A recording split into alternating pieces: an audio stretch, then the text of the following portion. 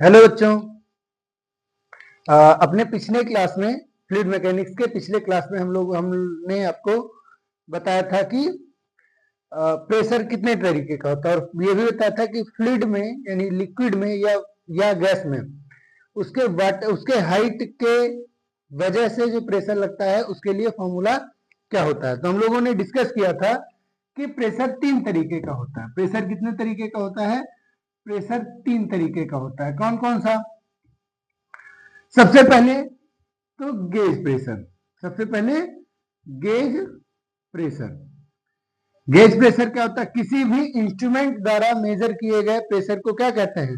Gauge pressure कहते हैं। Generally gauge pressure होता है हमारा रो जी एच के इक्वल, क्योंकि जिस इंस्ट्रूमेंट से मेजर करते हैं, चाहे वो मैनोमीटर हो, आमतौर पे मैनोमीटर से करते हैं, या किसी प्रेशर गेज से, ये हमेशा क्या बताता है? प्रेशर का डिफरेंस। तो दो चीजों के बीच का प्रेशर डिफरेंस बताता है गेज प्रेशर। गेज प्रेशर का फॉर्मूला रो जी एच, जहां रो क्या है? उस लिक्विड का कॉलम जिसकी हाइट एच होगी। ठीक है। दूसरा प्रेशर है एटमॉस्फेरिक प्रेशर, यानी कि वायुमंडलीय दाब। Atmospheric pressure. एटमॉस्फेरिक प्रेशर को मेजर करने के लिए हम लोगों ने देखा था कि बैरोमीटर का प्रयोग होता है, और बैरोमीटर में किस चीज का प्रयोग होगा? बैरोमीटर का प्रयोग होगा। और बैरोमीटर में मरकरी के कॉलम यानी पारे की ऊंचाई के रूप में एटमॉस्फेरिक प्रेशर नापा गया था, और हम लोग देखे थे कि एटमॉस्फेरिक प्रेशर बराबर होता है 76 सेंटीमीटर ऑफ एच जी, और इसकी वैल्यू कैलकुलेट करें तो हो जाएगा 1.013 into 10 to the power 5 pascal के बराबर, जिसको जनरली 1 इंटू 10 पावर 5 पास्कल लिखते हैं। ठीक है। तीसरे टाइप का प्रेशर था एब्सोल्यूट प्रेशर। तीसरे टाइप का प्रेशर क्या था? एब्सोल्यूट प्रेशर, जिसे हम क्या बोलते हैं? निरपेक्ष दाब। निरपेक्ष दाब निकालते हैं एटमॉस्फेरिक प्रेशर प्लस रोजी एच से। ठीक। अब हम लोगों ने फिर देखा था कि अगर कोई लिक्विड का कॉलम है, जैसे मान लीजिए बर्तन है, कोई वेसल है, कोई बर्तन है, उस बर्तन में लिक्विड भरा हुआ है, मान लो यहां तक। ठीक है। लिक्विड भरा हुआ है कहां तक? यहां तक। इसकी गहराई है सपोज करिए h, यानी इसके तली से पानी के मुक्त सरफेस की ऊंचाई कितनी है? h है। ठीक। तो इस तली पर कोई पॉइंट है P पॉइंट पर प्रेशर कितना होगा? तो P पॉइंट पर जो प्रेशर होगा वो दो वजह से होगा। पहला एटमॉस्फेरिक वजह से, एटमॉस्फेयर की वजह से, यानी वायुमंडलीय दाब, जिसको लिखेंगे P0 या PA, प्लस ये लिक्विड की हाइट की वजह से, तो रो जी और एच। तो किसी गहराई पर दाब का फॉर्मूला क्या हो गया? PA plus rho G H. Clear है इतनी बात? ये हम लोग पिछले क्लास में किए थे। शायद कुछ वॉइस ब्रेक की वजह से दिक्कत थी, तो वो मैं आपको एक बार फिर से रिवाइज करा दे रहा हूं, इससे आपका ये कवर हो गया। क्लियर है? तो 3 तरीके का प्रेशर होता है। एटमॉस्फेरिक, पृथ्वी के सरफेस के ऊपर वायुमंडल के कारण वायुमंडलीय दाब। गेज प्रेशर, दो हिस्सों के या दो भागों या दो बिंदुओं के बीच जो दाब का अंतर होता है उसे क्या कहते हैं? Gauge pressure. और दो वायुमंडलीय दाब और गेज प्रेशर के नेट वैल्यू को क्या कहते हैं? निरपेक्ष दाब। 3 तरीके का दाब होता है। आज हम लोग स्टार्ट करेंगे कि कैसे फ्लूइड में गहराई के साथ दाब बदलता है, कैसे उसके त्वरण के साथ दाब बदलता है, और क्या होगा अगर हम द्रव को घुमा दें तो। ठीक है। यानी दाब का अलग अलग स्थितियों में कैसे दाब पर परिवर्तन होता है और दाब पर क्या प्रभाव पड़ता है, उसके बारे में आज की क्लास में हम लोग चर्चा करेंगे। ठीक है।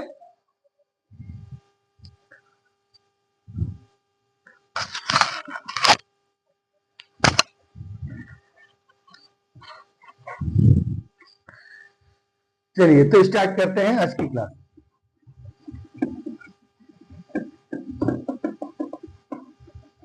आज की क्लास में हम लोग फिर लास्ट में कुछ अच्छे क्वेश्चंस भी करेंगे, जो आपके कुछ अच्छे बुक्स जैसे डीसी पांडे में है, और कुछ क्वेश्चंस ऐसे हैं जो रेस्निक एंड हेलीडे में है क्वेश्चंस, उससे रिलेटेड कुछ क्वेश्चंस का। आगे की क्लासेस में भी हम लोग स्टैंडर्ड बुक्स जैसे यूरोडोव हो गया, एचसी वर्मा हो गया, इन सभी के क्वेश्चंस भी धीरे धीरे सॉल्व करेंगे लेक्चर के साथ साथ। ठीक है। तो देखिए, हम आते हैं variation of pressure. Variation of pressure, ठीक है, अलग अलग कंडीशंस में, यानी दाब का परिवर्तन, दाब में क्या प्रभाव पड़ता है उसका परिवर्तन। सबसे पहले हम बात करेंगे variation of pressure with depth, किसके साथ, डेप्थ के साथ, गहराई के साथ। तो मान लीजिए कि एक बर्तन है, ठीक, कोई भी बर्तन है, उस बर्तन में कोई द्रव रखा हुआ है, ये रहा उसका बर्तन का द्रव, ठीक। इस द्रव की गहराई कुछ भी हो सकती है, बर्तन की गहराई कुछ भी हो सकती है, बर्तन का एरिया ऑफ क्रॉस सेक्शन कुछ भी हो सकता है, ठीक है। अब देखिए इस द्रव में मान लीजिए एक बिंदु है यहां और एक बिंदु है यहां, एक बिंदु है 0.1 और एक पॉइंट है 0.2। हमको 1 और 2 के बीच में दाब का अंतर ज्ञात करना है, या कह सकते हैं कि हमें पता करना है कि जब हम 1 से 2 जाते हैं या 2 से 1 जाते हैं तो दाब पर क्या प्रभाव पड़ता है, दाब बढ़ता है कि दाब घटता है। तो देखिए इसके लिए क्या करेंगे, हम इस पॉइंट एक और दो के चारों तरफ एक छोटा सा हिस्सा क्षेत्रफल कंसीडर करेंगे और उसको मिलाते हुए एक बेलनाकार अवयव ले लेंगे। क्या ले लेंगे, एक बेलनाकार अवयव ले लेंगे। बेलनाकार अवयव मतलब एक सिलिंड्रिकल एलिमेंट ले लेंगे। किस चीज का सिलिंड्रिकल एलिमेंट ले लेंगे, उसी द्रव का सिलिंड्रिकल एलिमेंट ले लेंगे। यानी हम द्रव में एक इमेजिनरी सिलेंडर कंसीडर करेंगे जिसका एक आधार 0.2 पर है और एक आधार 0.1 पर है ऊपर। तो इस तरीके का एक सिलेंडर हो गया, ऐसे ऊपर 1 और नीचे 2। क्लियर है। यहाँ हम लोग जानते हैं कि जो द्रव होता है वो किसी भी तल पर जहां संपर्क होगा वहां पे बल लगाएगा, और कैसा बल लगाएगा, लंबवत बल लगाएगा। तो इस दाब के कारण मान लीजिए ऊपर दाब लग रहा है, ऊपर से नीचे की ओर P1, ठीक, और नीचे से ऊपर की ओर लग रहा है दाब मान लिए P2, ऊपर से नीचे की ओर P1 और नीचे से ऊपर की ओर P2। क्लियर है। 1 की गहराई मुक्त सरफेस से यानी मुक्त पृष्ठ से सपोज करिए है y1, और द्रव की गहराई बिंदु P की गहराई मुक्त पृष्ठ से है मान लीजिए y2। क्लियर है इतनी बात। अब देखिए ऊपर से लग रहा है P1, नीचे से लग रहा है P2, इसका क्षेत्रफल मान लेते हैं dA या A कुछ भी मान लेते हैं। तो माना या let area of cross section यानी अनुप्रस्थ परिच्छेद क्षेत्रफल किसका, सिलेंडर का, ठीक, इंग्लिश में लिख देते हैं let area of cross section of cylinder कितना ले रहे हैं, A इज A, ठीक। एरिया ऑफ सिलेंडर कितना लिए A, तो इसकी हाइट कितनी हो जाएगी y2 minus y1, y2 minus y1। ये क्लियर हो गया। अब देखिए इस सिलेंडर पर ऊपर से फोर्स लगेगा नीचे की तरफ और नीचे से फोर्स लगेगा ऊपर की तरफ, ऊपर से फोर्स लगेगा नीचे की तरफ और नीचे से फोर्स लगेगा ऊपर की तरफ। ये बात क्लियर है। नीचे से जो फोर्स लगेगा और ऊपर से जो फोर्स लगेगा, ये फोर्सेस की वजह से एक नेट फोर्स आएगा कि नहीं आएगा, किस डायरेक्शन में आएगा, नीचे से ऊपर की ओर या ऊपर से नीचे की ओर, किसी एक डायरेक्शन में आएगा। और इस सिलेंडर के अंदर कुछ द्रव भरा हुआ है यानी लिक्विड भरा हुआ है, इस लिक्विड का भी तो कुछ वेट होगा, तो उस लिक्विड का वेट हो गया कितना mg। तो अगर हम सिलेंडर का फ्री बॉडी डायग्राम बनाएं तो वो फ्री बॉडी डायग्राम कुछ इस तरीके से बनेगा, ठीक। ऊपर से नीचे की ओर प्रेशर फोर्स लगेगा P1 into area, capital P कर दे रहे हैं क्योंकि कैपिटल P यहां लिखा हुआ है, P1 इंटू एरिया। नीचे से ऊपर की ओर फोर्स लगेगा P2 इंटू एरिया, ठीक। और इस बॉडी का खुद का वेट कितना है, वो होगा mg। इस द्रव का खुद का वेट कहां होगा mg, और वो किस तरफ लग रहा है, नीचे की तरफ, वर्टिकली डाउनवर्ड। क्लियर हुआ इतनी बात। अब देखिए नीचे की ओर नेट फोर्स कितना हो गया P1 माइनस P2, और ये इक्वल है नीचे की फोर्स की तरफ कितने फोर्स के, mg के। यानी अगर लिक्विड को बैलेंस करना है, लिक्विड को क्या करना है, बैलेंस करना है, तो इसके ऊपर की ओर लगने वाले फोर्स और नीचे की ओर लगने वाले फोर्सेस का टोटल सम क्या होना चाहिए, बराबर, यानी P2 into A, P2 into a बराबर होना चाहिए P1 इंटू ए प्लस mg के। P2 इंटू ए बराबर होना चाहिए P1 इंटू ए प्लस mg के। इसको इधर भेजे तो P2a माइनस P1a बराबर mg। m हम आपको बताएं कि डेंसिटी होता है मास पर यूनिट वॉल्यूम। डेंसिटी क्या होता है, मास पर यूनिट वॉल्यूम। तो मास को कैसे लिख सकते हैं, डेंसिटी इंटू वॉल्यूम। तो डेंसिटी इंटू वॉल्यूम इंटू जी। तो P2 into a minus P1 into a बराबर रो। और वॉल्यूम को कैसे लिख सकते हैं, वॉल्यूम को लिख सकते हैं area of cross section into ये लेंथ। तो एरिया ऑफ क्रॉस सेक्शन हो गया ए और ये लेंथ कितना हो गया y2 minus y1, y2 minus y1 into जी। तो P2 माइनस P1 बराबर ए कॉमन है, काट दिए, y रो जी y2 माइनस y1।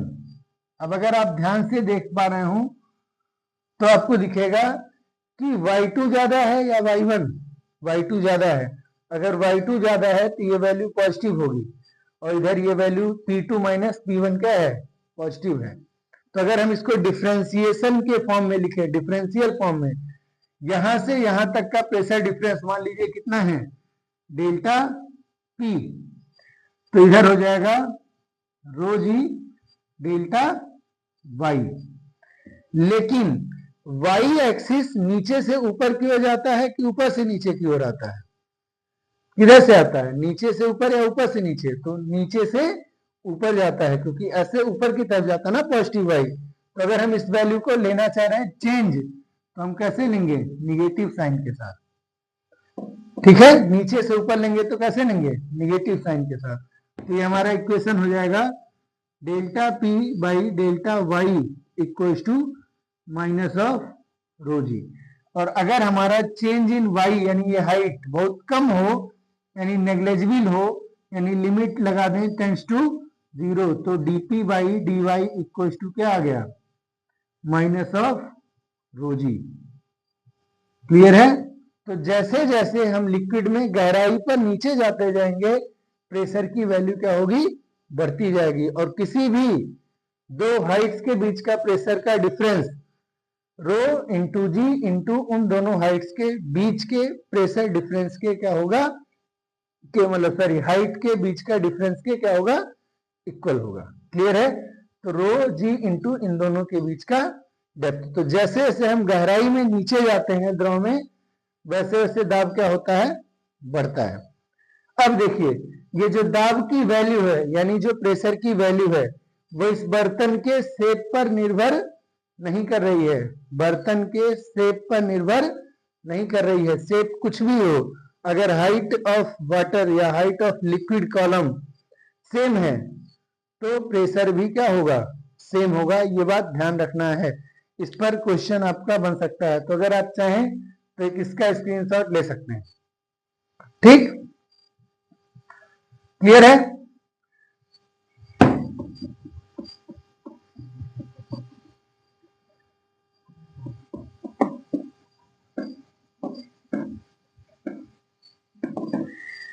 अब इस पर एक फिगर है एनसीईआरटी में कुछ इस तरीके का। देखिए मान लीजिए एक बर्तन है कुछ इस शेप का,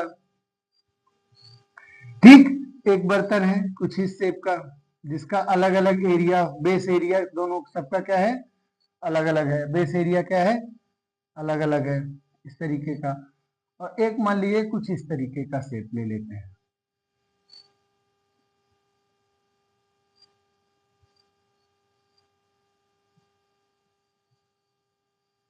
ठीक है, तीन बर्तन है या चार बर्तन है, चार बर्तन है और चारों में लिक्विड जो है वो सेम हाइट में भरा हुआ है।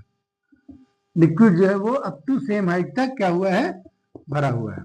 इसमें भी प्रेशर हाइट वही है, इसमें भी हाइट वही है, इसमें भी हाइट वही है और इसमें भी हाइट वही है। अब आपको बताना है कि ए पर प्रेशर ज्यादा है कि बी पर प्रेशर ज्यादा है कि सी पर प्रेशर ज्यादा है कि डी पर प्रेशर ज्यादा है। ठीक, आप कमेंट बॉक्स में इसका आंसर लिख सकते हैं कि ए पर प्रेशर ज्यादा है कि बी पर ज्यादा है कि सी पर ज्यादा है कि डी पर ज्यादा है। ठीक, जो भी रिलेशन है इसका आप इसको हमको कमेंट बॉक्स में बता सकते हैं। पर ध्यान रखना है कि pressure due to liquid column का फॉर्मूला है रो जी एच। अब समान लिक्विड भरा हुआ है तो रो समान होगा, जी समान होगा और एच क्या है, समान है। अब आपको चेक करके बताना है कि लिक्विड कॉलम की वजह से यहाँ यहाँ यहाँ और यहाँ क्या है, प्रेशर क्या होगा और इक्वल होगा कि डिफरेंट डिफरेंट। अब तीनों बर्तन खुले हुए हैं तो तीनों पे एटमॉस्फेरिक प्रेशर भी रहेगा, यह भी ध्यान रखना है। अब आपको चेक करना है कि किधर प्रेशर ज्यादा होगा। आप इसका आंसर हमें कमेंट बॉक्स में जरूर बताइएगा। ठीक है, चलिए अब आते हैं एक और क्वेश्चन पर।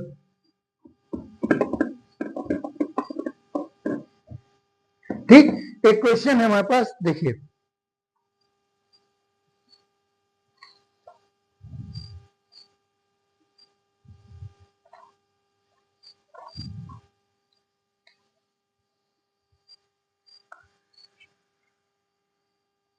एक क्वेश्चन है कि किसी तालाब में 10 मीटर की गहराई पर तैराक पर लगने वाला पर कुल प्रेशर, कुल दाब कितना होगा, कुल दाब कितना होगा।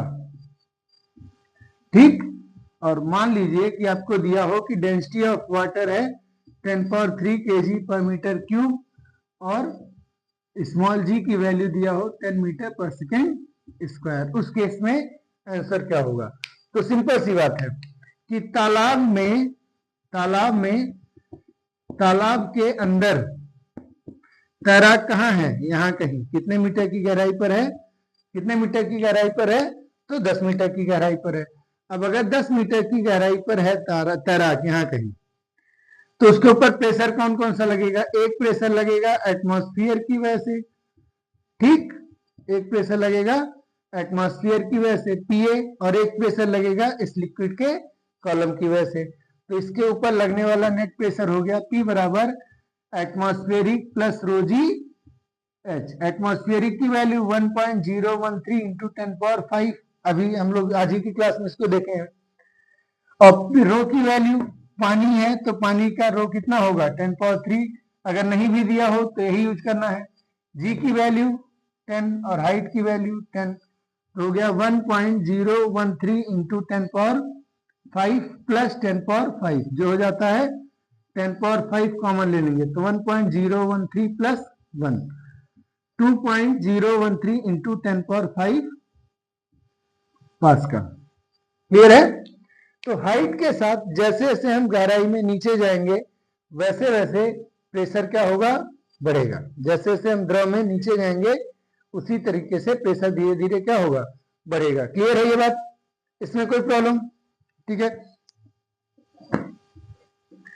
अब देखिए इसको स्क्रीनशॉट लेना चाहे ले सकते हैं, वैसे समझ में आ जाना चाहिए। सिंपल, ऊपर से एटमॉस्फेरिक प्रेशर एक तो लगेगा ही, और ऊपर उसके बाद अलग से एक लिक्विड के कॉलम की वजह से लगेगा, तो टोटल प्रेशर कितना हो गया पीए प्लस रो जी एच। रो जी और एच की वैल्यू रख दिया, आंसर आ गया। ठीक है, एक तो ये वेरिएशन था। दूसरा वेरिएशन है कि क्या होगा कि अगर लिक्विड क्या होगा कि अगर लिक्विड क्या हो, एक्सीलरेटेड हो।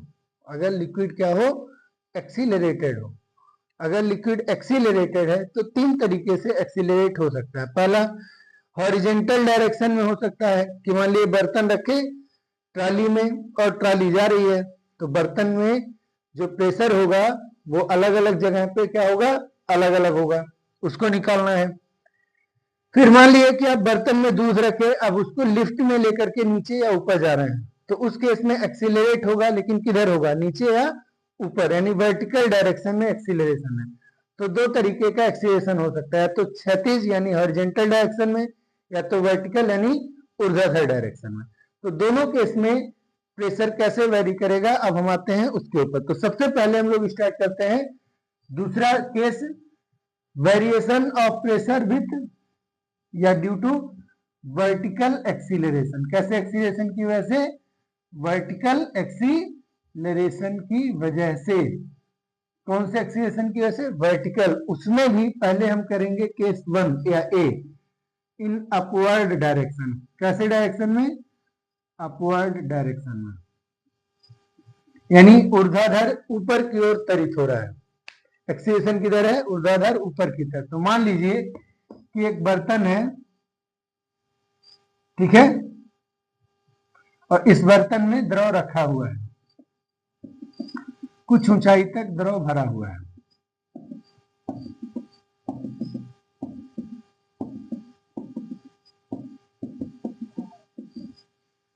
ठीक है, कुछ ऊंचाई तक द्रव क्या हुआ है, भरा हुआ है। ठीक, दो पॉइंट्स हैं, एक पॉइंट है 1 और एक पॉइंट है 2।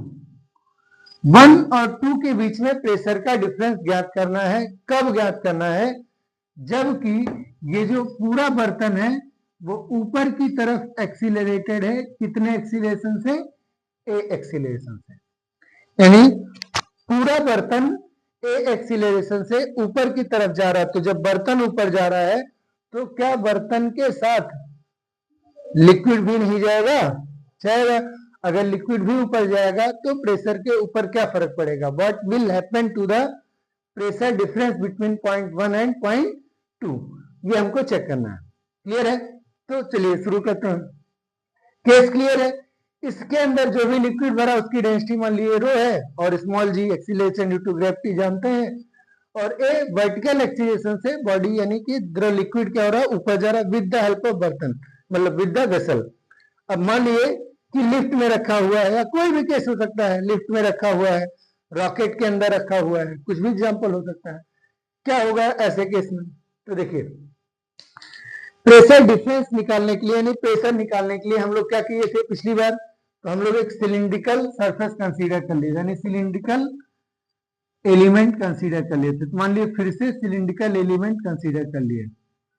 पॉइंट 1 और पॉइंट 2 के चारों के, मतलब पॉइंट ए के चारों, 1 के चारों तरफ ऊपर एक सर्किल, 2 के चारों तरफ नीचे एक सर्किल, और एक सिलेंडर कंसीडर कर लिया, ऐसा कुछ इस तरीके का। यहाँ 1 है, यहाँ 2 है। अब इस लिक्विड के ऊपर की तरफ से एक प्रेशर लगेगा P1, और उसकी वजह से एरिया होगा P1 इंटू एरिया, तो उसकी वजह से एक फोर्स लगेगा किधर, नीचे। ठीक, मान लेते हैं कि नीचे से ऊपर की ओर प्रेशर लग रहा है P2, तो P2 इंटू इसका एरिया ऑफ क्रॉस सेक्शन से एक फोर्स लगेगा किधर, ऊपर। दो फोर्स हो गया, दो क्लियर है। इसका खुद का वेट किधर होगा, इसका खुद का वेट किधर होगा, नीचे। इसका खुद का वेट किधर होगा, नीचे। ठीक, और ये सबके केस की वजह से बॉडी, चूंकि लिक्विड ऊपर जा रहा है तो ये एलिमेंट भी ऊपर जा रहा होगा। तो अगर हम इस खाली एलिमेंट का फ्री बॉडी डायग्राम बनाएं तो कैसा बनेगा, कुछ इस तरीके का। फ्री बॉडी डायग्राम बनाएं तो इसका फ्री बॉडी डायग्राम कैसे बनेगा, इस तरीके से। नीचे से ऊपर से नीचे प्रेशर लग रहा है P1 इंटू ए, नीचे से ऊपर की तरफ प्रेशर लग रहा है, फोर्स लग रहा है P2 इंटू ए। इसका खुद का बॉडी का वेट कितना है, mg। इतना क्लियर हुआ। और इस सब की वजह से ये लिक्विड किस तरफ जा रहा है, इन सब की वजह से लिक्विड जा रहा है ऊपर with acceleration of a. Clear, याद करिए न्यूटन का सेकेंड लॉ क्या कहता है, net force acting on any body is equal to mass into acceleration. Net force acting on any body is equal to mass into acceleration in the direction of net force. इस case में acceleration किधर है, ऊपर, तो हम ऊपर की तरफ नेट फोर्स कंसीडर करेंगे। नेट फोर्स किस तरफ कंसीडर करेंगे, ऊपर की तरफ। जिस तरफ एक्सीलरेट हो रहा है उसी तरफ नेट फोर्स कंसीडर करेंगे। तो नीचे से ऊपर लग रहा है P2A। अगर नीचे से ऊपर की तरफ का फोर्स पॉजिटिव लिए हैं तो ऊपर से नीचे का फोर्स कैसा लेंगे, निगेटिव। और mg भी किधर लग रहा है, नीचे, equal to net force equals to mass into acceleration, mass into acceleration.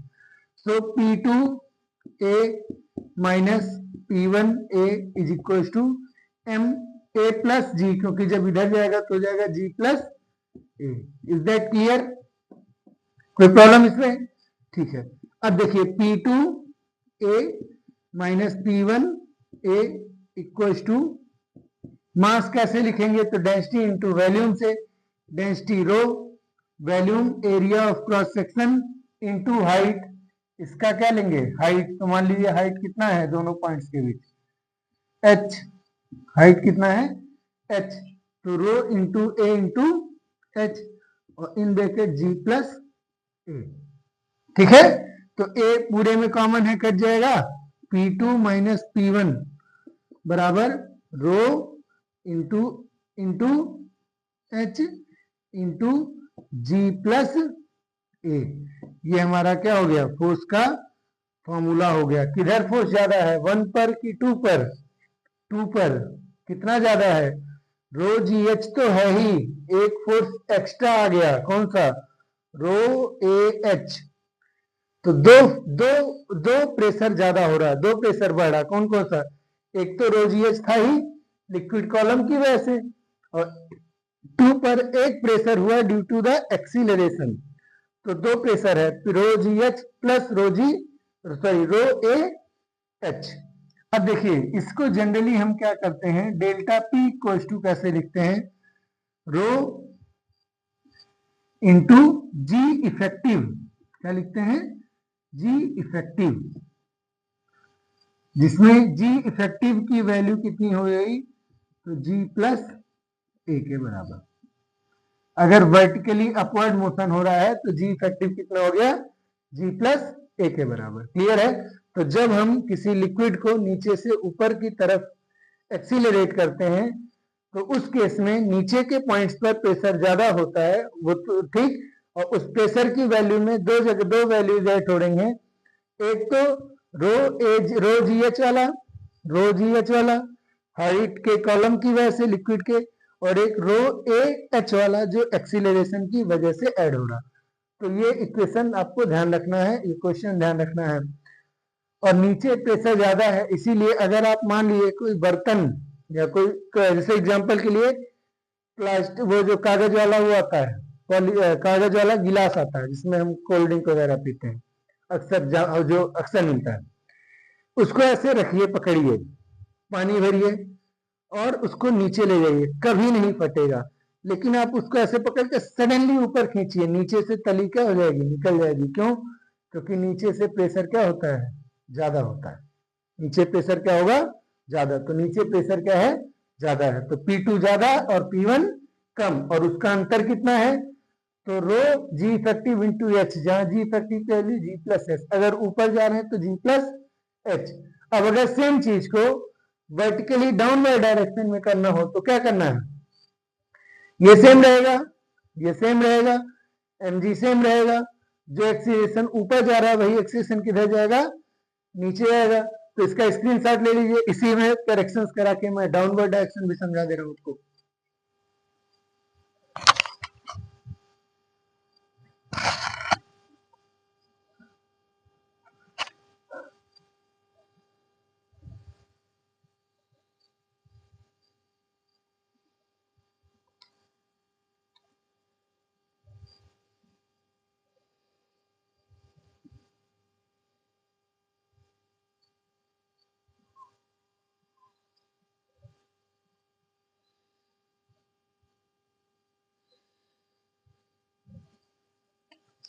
हो गया? अब देखिए, अगर एक्सीलरेशन किस तरफ हो, अगर एक्सीलरेशन किस तरफ हो, दूसरा केस बी, अगर एक्सीलरेशन हो डाउनवर्ड डायरेक्शन में, किधर हो? डाउनवर्ड डायरेक्शन यानी नीचे की ओर एक्सीलरेशन हो, तो क्या होगा? तो सिर्फ और सिर्फ क्या चेंज आएगा? इस एक्सीलरेशन की डायरेक्शन चेंज आएगी, और किधर हो जाएगी? नीचे हो जाएगी. उस केस में जो बॉडी का फ्री बॉडी डायग्राम बनाएंगे उस सिलेंडर का, उसका भी नेट एक्सीलरेशन किधर होगा? नीचे होगा. ठीक. न्यूटन का नियम वही लगेगा, net force acting on any body is equal to mass into acceleration of that body. किसी भी बॉडी पर लगने, किसी भी वस्तु पर लगने वाला नेट बल उस वस्तु के द्रव्यमान और उस बल की दिशा में लगने वाले त्वरण के गुणनफल के बराबर होता है। ठीक है, जो न्यूटन के दूसरे नियम से आता है। तो P2 S बार क्या होगा, नेट बल किधर लगाएंगे, नीचे से ऊपर की ऊपर से नीचे। तो देखिए एक्सीलरेशन नीचे जा रहा है, तो नेट बल किधर लगाएंगे, नीचे की तरफ। तो ये इक्वेशन यहां से चेंज कर लेंगे। कैसे लिखेंगे, ध्यान से देखिए।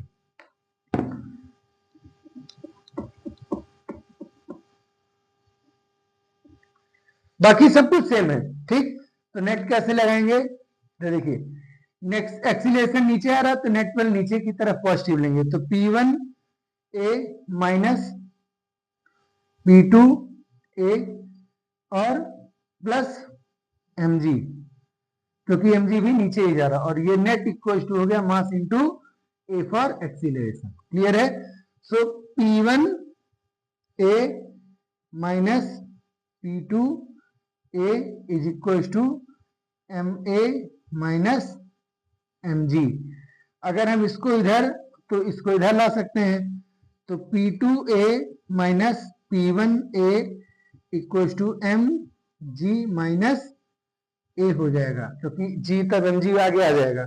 क्लियर है। और m को कैसे लिख सकते हैं, P2A minus P1A equal to m, rho A और इसकी हाइट कितनी है h, और G minus A cancel out हो गया, तो आया कितना P2 minus P1, P2 minus P1 equal to rho h G minus A, rho H G minus A, जिसे हम लिख सकते हैं डेल्टा पी बराबर rho G effective into H, जहां स्मॉल जी इफेक्टिव की वैल्यू कितनी हो गई, स्मॉल जी माइनस ए।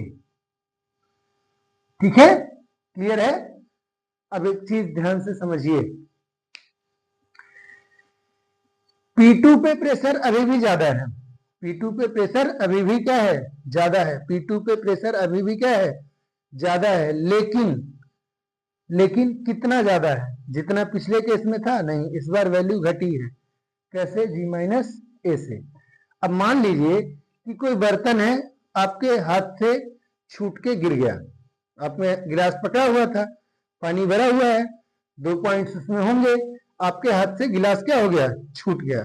अगर अचानक से गिलास छूट गया, तो गिलास का त्वरण यानी एक्सीलरेशन कितना होगा, जी के बराबर हो जाएगा। अगर एक्सीलरेशन जी के बराबर हो जाएगा, तो जी माइनस ए यानी जी कितना हो गया, 0। तो 2 पॉइंट्स के बीच का प्रेशर डिफरेंस कितना हो जाएगा, 0, यानी दोनों पॉइंट्स के बीच का नेट प्रेशर डिफरेंस क्या हो गया, 0। तो ऊपर और नीचे सेम प्रेशर लगेगा, कब, फ्री फॉल में। क्लियर है। अच्छा, मान लीजिए कि कोई चीज एक्सीलरेट होते हुए नीचे आ रही है, और उसका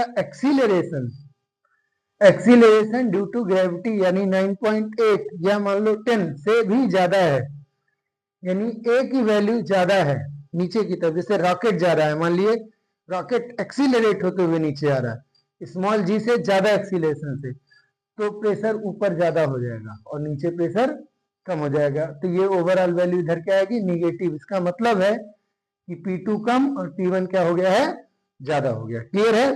तो ऐसे क्वेश्चंस आपके पेपर में पूछे जा सकते हैं, ध्यान रखना है। क्लियर है, कोई प्रॉब्लम, चेक कर लिए, स्क्रीनशॉट इसका भी ले लिए, समझ लिए ध्यान से।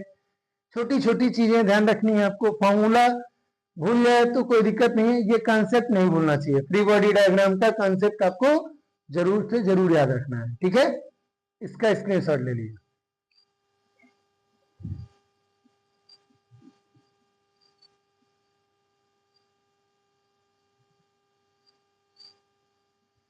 हो गया।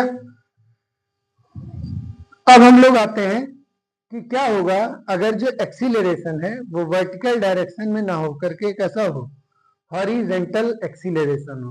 तो अगर हमारा केस नंबर 3 हो गया कि हॉरिजेंटल एक्सीलरेशन के केस में क्या होगा, इस बार बॉडी कैसे मूव कर रही है, हॉरिजेंटल एक्सीलरेशन से। पिछली बार कैसे करी थी? वर्टिकल एक्सीलरेशन से।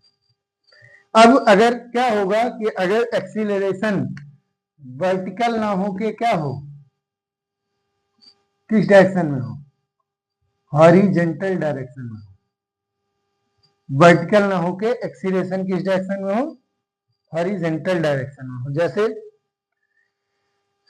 मान लीजिए कि आपने क्या किया, एक ट्रॉली है या ट्रक है या कार है या कोई ऐसी चीज है जिस पर कोई बर्तन रखा और उस बर्तन में द्रव भर दिया, तो क्या होगा? जैसे मान लीजिए कि ये ट्रॉली है या कोई चीज है जो पहिए पे लगी है जो चल सकती है, इसके ऊपर द्रव रखा हुआ है किसी बर्तन में, ठीक है?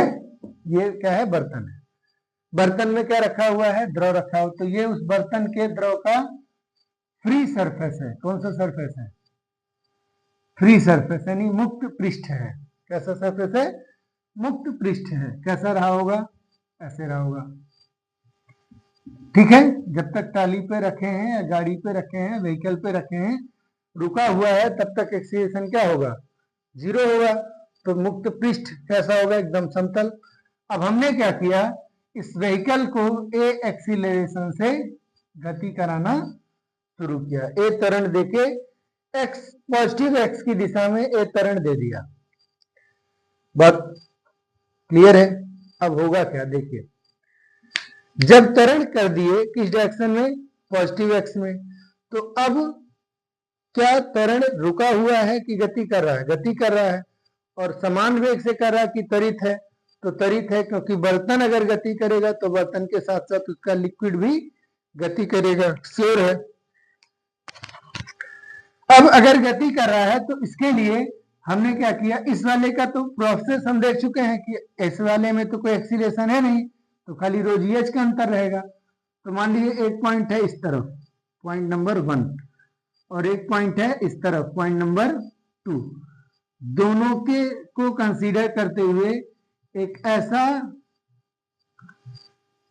सिलिंड्रिकल सरफेस एलिमेंट लेंगे जिसके एक सरफेस पर 1 पॉइंट हो और एक सरफेस पे पॉइंट नंबर 2 हो। यानी जो सिलेंडर अभी तक हम वर्टिकल लेते थे, वही सिलेंडर अब की कैसा लिया है हुआ है? हॉरिजेंटल। यहाँ पॉइंट 1 है और यहाँ पॉइंट 2 है, और पूरा बर्तन उस तरफ जा रहा है, पॉजिटिव एक्स की तरफ में एक्सीलरेट हो रहा है, ठीक है? बात समझ में आई? तो इस सरफेस पे जो फोर्सेस लग रहे हैं वो कैसे लगेंगे, चेक करिए। यहाँ पे 1 है और यहाँ पे 2 है, और मान लेते हैं कि इसका लेंथ है L। लेंथ कितना है? L, ठीक? अब देखिए, द्रव, आपको पता है कि द्रव क्या लगाएगा? प्रेशर लगाएगा। तो इधर से प्रेशर लगा P1 और इधर से प्रेशर लगा P2। इधर से प्रेशर लगा P1 और इधर से प्रेशर लगा P2। इस तरफ से अगर प्रेशर P1 लगा तो बल कितना होगा, यानी फोर्स कितना होगा? P1 into A, and from this side the force will be P2 into A। Clear है?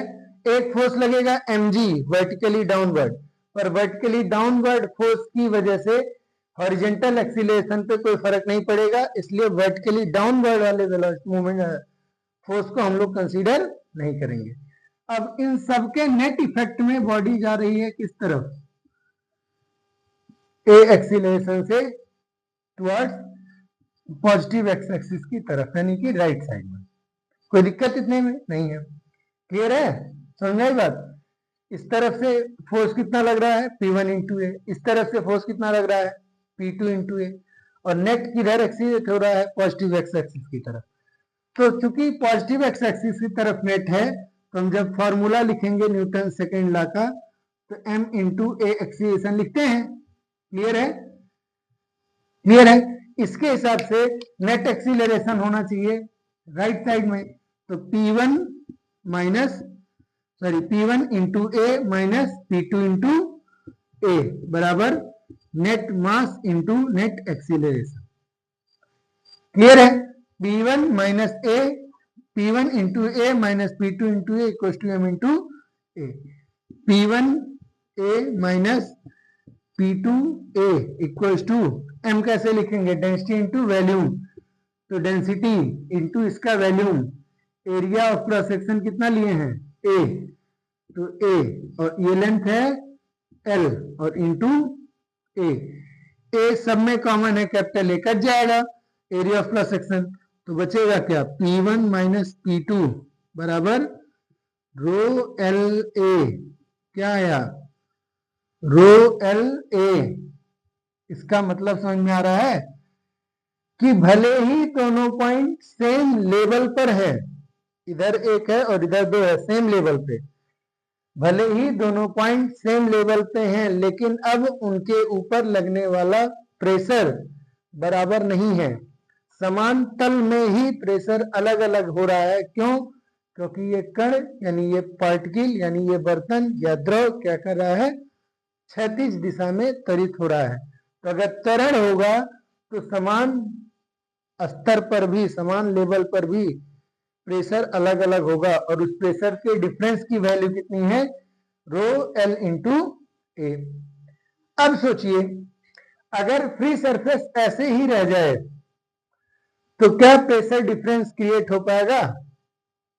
ऑब्वियसली नहीं हो पाएगा। अगर नहीं हो पाएगा इसका मतलब है कि जो द्रव का सरफेस ऐसे था वो कुछ ऐसे तरीके से उठ जाना चाहिए ताकि इधर प्रेशर ज्यादा हो और इधर प्रेशर कम हो। तो मान लेते हैं कि इसका जो द्रव का मुक्त पृष्ठ है वो ऐसे ना होके कुछ किस तरीके का हो जाएगा, ऐसे हो जाएगा। क्या हो जाएगा? थोड़ा और कम लेके का सीधा करते हैं, कुछ इस तरीके का हो जाएगा। ठीक है, द्रव का मुक्त पृष्ठ कैसा हो जाएगा, कुछ इस शेप का हो जाएगा। ठीक है, द्रव का मुक्त पृष्ठ कुछ इस तरीके का हो जाएगा।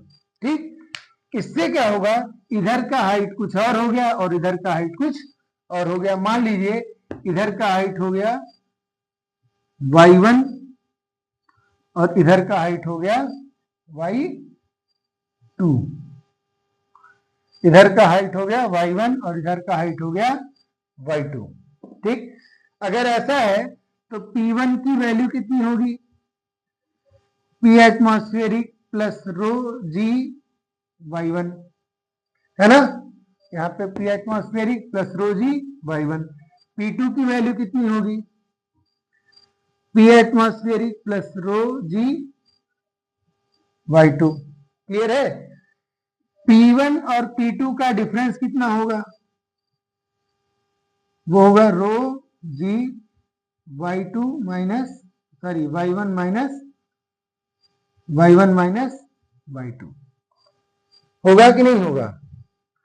क्लियर है? तो ये प्रेशर का डिफरेंस हो गया। इससे आप हाइट की वैल्यू कैलकुलेट कर सकते हैं कि कितना पानी में इस पॉइंट और इस पॉइंट के बीच में पानी के लेवल में क्या डिफरेंस आएगा। वो डिफरेंस यानी अगर लेवल ऐसे है इस तरीके से, ठीक, तो ये हो गया हाइट आपका h और ये हो गया आपका l और ये हो गया आपका एंगल थीटा। तो पानी का मुक्त सरफेस यानी फ्री सरफेस क्षैतिज के साथ कितना कोण बना रहा है, थीटा, और उस थीटा की वैल्यू निकालेंगे tan थीटा से, h बाई l से, और h की वैल्यू कितनी होगी y1 माइनस y2। तो tan थीटा इक्वल्स टू हो गया y1 minus y2 divided by l। Clear हुआ? ये ध्यान रखना है। तो जब भी कोई भी द्रव क्षैतिज दिशा में त्वरित होता है तो उस त्वरण के कारण द्रव के दो बिंदुओं के बीच, समान स्तर के दो बिंदुओं के बीच कुछ प्रेशर डिफरेंस आता है और उस प्रेशर डिफरेंस का फॉर्मूला होता है रो एल ए, जहां रो उसके द्रव का घनत्व है, एल उस दोनों बिंदु के बीच की क्षैतिज दूरी है और ए उस वस्तु के यानी उस द्रव के क्षैतिज त्वरण का परिमाण है। क्लियर है? ये हो गया हॉरिजॉन्टल एक्सीलरेशन के केस में variation with respect to distance. ठीक, अगर डिफरेंशियल फॉर्म में लिखना चाहें तो कैसे लिखेंगे, dp by d x is equal to rho into a. Clear है?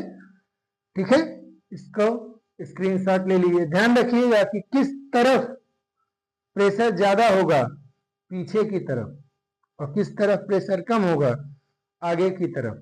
किस तरफ प्रेशर ज्यादा होगा, पीछे की तरफ, और किस तरफ प्रेशर आगे होगा, आगे की तरफ। ठीक है, इसका स्क्रीनशॉट ले लीजिए।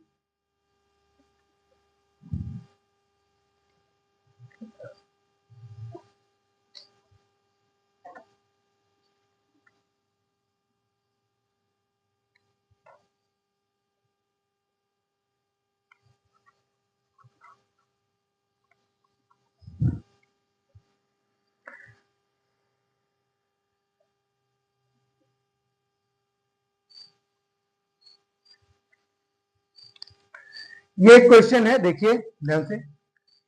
A closed tank filled with water is placed on A bullock cart. एक बैलगाड़ी पर एक बंद पानी से भरा हुआ बर्तन रखा हुआ है। ये रहा बर्तन, ठीक है।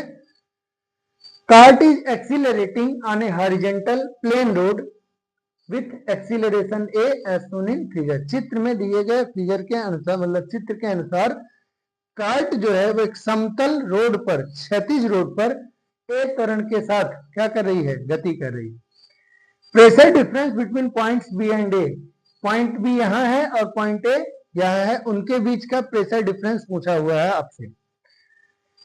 ए और बी के बीच क्षैतिज जो दूरी है वो है L, और ए और बी के बीच जो ऊर्ध्वाधर यानी वर्टिकल दूरी है वो है H। हम लोग जानते हैं, अभी पीछे पढ़े हैं, आज की क्लास में ही हम लोगों ने देखा है कि अगर कोई चीज आगे की तरफ त्वरित हो रही है तो आगे वाले हिस्सों पर, आगे वाले भाग पे प्रेशर कम होता है और पीछे वाले भाग पर प्रेशर ज्यादा होता है। साथ ही अगर क्षैतिज त्वरण हो रहा है तो ऊर्ध्वाधर में त्वरण का कोई घटक नहीं होगा, और उस कारण से वर्टिकल डायरेक्शन में जो भी प्रेशर डिफरेंस होगा वो सिर्फ हाइट की वजह से रहेगा। तो ए और बी के बीच वर्टिकल डायरेक्शन में जो प्रेशर डिफरेंस होगा वो किस वजह से रहेगा, पी बी पर ज्यादा होगा और पी ए पर कम होगा, और उसकी वैल्यू होगी रो जी एच। ये किस डायरेक्शन में है, वर्टिकल डायरेक्शन में। वर्टिकल डायरेक्शन में जो भी प्रेशर डिफरेंस है वो किस वजह से है, रो जी एच की वजह से, है ना, क्योंकि तो हाइट का डिफरेंस कितना है, रो जी एच। और हॉरिजॉन्टल डायरेक्शन में, हॉरिजॉन्टल डायरेक्शन में बी का प्रेशर ज्यादा होगा क्योंकि बी पीछे की साइड है, तो बी और ए के बीच का जो प्रेशर डिफरेंस है हॉरिजॉन्टल डायरेक्शन में वो कितना होगा, तो हम लोग पढ़े थे कितना था, रो ए एल था, रो ए एल था, तो हो गया रो एल और ए, रो एल और ए। ये प्रेशर डिफरेंस और ये प्रेशर डिफरेंस मिल के total pressure difference between B और ए कितना हो गया, तो rho G H plus rho L A, rho हो गया कॉमन, तो G H plus L A कितना आएगा, G H plus L A, यानी ऑप्शन नंबर सी आपका सही आंसर होगा। ठीक है, इस तरीके के क्वेश्चंस आपके पेपर में आते हैं। क्लियर है, आज के लिए सिर्फ इतना ही। अब अगली क्लास में हम लोग पढ़ेंगे कि अगर फ्लूइड को घुमाया जाए तो फ्लूइड के ऊपर, प्रेशर के ऊपर क्या फर्क पड़ता है, और किस पॉइंट पर प्रेशर ज्यादा होगा और किस पॉइंट पर प्रेशर कम होगा और कितना होगा। अगर आज की क्लास आपको अच्छी लगी हो तो इसे अपने दोस्तों में, फ्रेंड सर्किल में, रिश्तेदारियों में, जो बच्चे इस लेवल की तैयारी कर रहे हैं, चाहे आईआईटी की, चाहे जेईई मेंस की, नीट की, एनडीए की, या ऐसे किसी एग्जाम की जो 12 के फिजिक्स से रिलेटेड हो, उनको ये वीडियो जरूर शेयर करिए, उनसे जरूर सब्सक्राइब करवाने की कोशिश करिए। आप भी सब्सक्राइब करिए और आप कमेंट्स में हमें बताइए कि आपको ये वीडियो कैसा लगा, ताकि हम मोटिवेट हों और ज्यादा से ज्यादा अच्छा कंटेंट आपके सामने लेकर के आए। ठीक है, थैंक यू।